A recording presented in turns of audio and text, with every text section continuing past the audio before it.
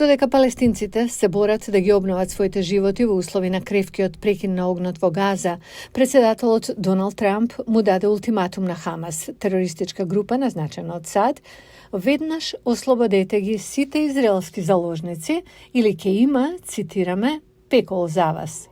Го праша што сака да каже со тоа. Ке то знаете. Имав чест вчера да поминам многу време со неколку луѓе што ги извлековме и не ми се верува колку лошо се однесувале со нив. Трамп го издаде предупредувањето по средбата со заложниците ослободени од Хамас. Неговата администрација испрати оружје во вредност од 4 милиарди долари на Израел, втор пат за еден месец, при што го искористи своето право за итни случаи да го заобиколи одобрението на Конгресот за продажба на оружје.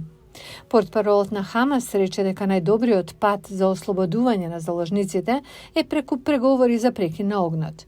Вашингтон има долгогодишна политика да не преговара со терористи, но Трамп потврди дека неговата администрација започнала директни разговори со терористичката група назначена од САД за ослободување на заложниците.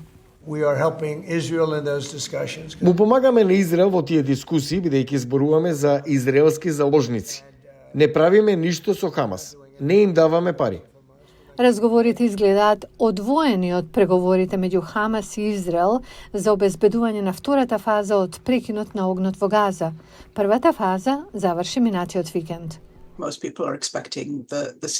Повеќето луѓе очекуваат дека прекинот на огнот ќе пропадне затоа што очекуваат дека премиерот Бенјамин Нетањаху повторно ќе почне да ја напаѓа Газа. И штом тоа ќе се случи, нема да има повеќе ослободување на заложници. Во меѓувреме, арапските нации го поддржаа контрапредлогот на повикот на Трамп за преселување на палестинците и претворање на Газа во дестинација за плажа и летно одмаралиште. Според арапскиот план, палестинците ќе останат тамо, а Хамас ќе биде исклучен од управувањето. Израел го отфрли планот. Планот на арапските нации е, цитираме, прв чекор со добра волја, изјави специјалниот пратеник на Трамп за Блискиот Исток, Стив Витков за Гласот на Америка. Планот не би се обврзал да ги остави палестинците во Газа. Ние сме во фаза на преразгледување. Малку е рано да се коментира. Израел исто така ја блокираше сета помош за Газа, повторувајќи ги долгогодишните обвиненија дека таа се пренасочува кон Хамас, што меѓународните агенции го негираат.